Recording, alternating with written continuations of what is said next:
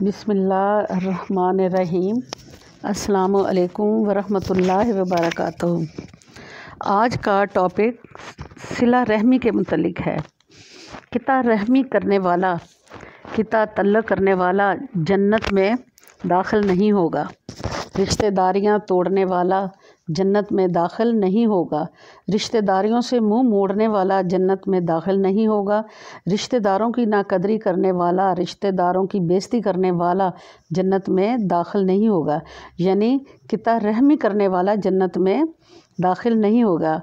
मेरे प्यारे नबी मोहम्मद सल्लल्लाहु अलैहि वसल्लम फरमाते हैं, अपने क़राबतदारों से प्यार करो, नहीं तो तुम्हारी नमाज़ें ज़ाया हो जाएंगी, तुम्हारे रोज़े, तुम्हारी ज़कात भी ज़ाया हो जाएगी। नमाजी से नहीं बोलता, हालांकि 5 वक्त इकट्ठे नमाज़ पढ़ते हैं, एक दूसरे से सलाम नहीं करते, तो फिर तुम्हारी नमाज कैसी। हाजी से नहीं बोलता, मौलवी से नहीं बोलता, कारी से नहीं बोलता, बहनें से नहीं बोलती, भाई से नहीं बोलता, हत्ता कि एक दूसरे के जनाजे पढ़ने छोड़ देते हैं।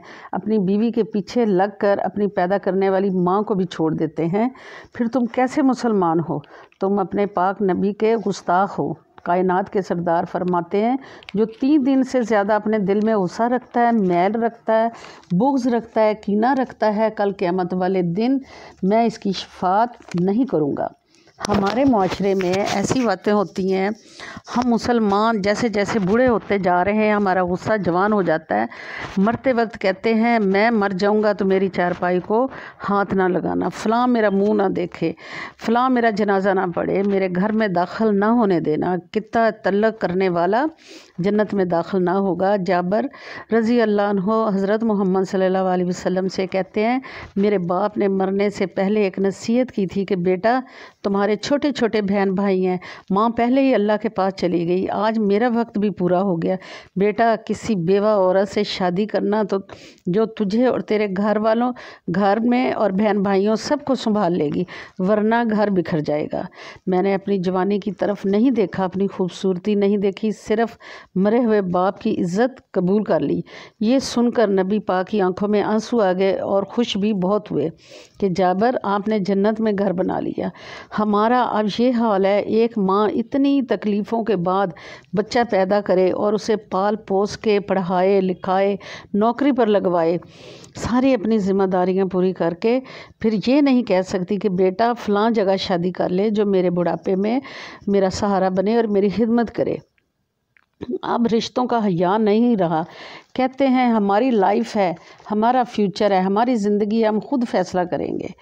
ये पता नहीं कि ये पता है किसको कहा है? इस अजीम माँ को कहा है जिसने 25 साल बेटे की खिदमत करके एक हक जताया है। प्यारे नबी फरमाते हैं, अगर तुम्हारा बाप काफिर भी घर में आ जाए तो उसको जी करके बुलाना है, बिठाना है, उसकी खिदमत करनी है। मेरी बहनों, वीडियो थोड़ी सी लंबी हो जाएगी, लेकिन ये बात करनी बहुत ज़रूरी है।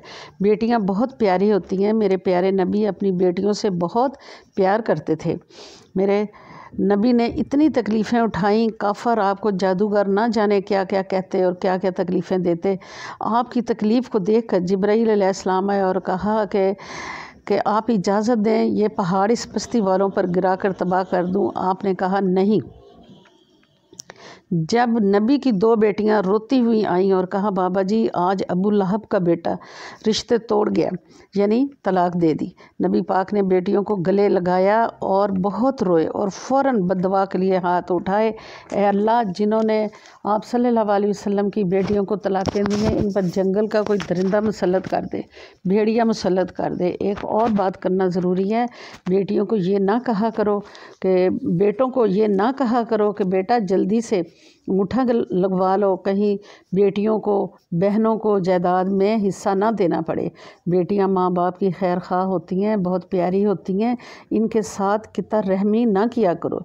ये बेज़ुबान होती हैं, इनकी आँखें 7 आसमानों को चीरती हुई जाती हैं, इनके साथ कितना तल्लक ना किया करो। ये टॉपिक बहुत लंबा है, मजबूरन मुख्तसर करती हूँ क्योंकि आप बोर हो जाते हैं और पूरी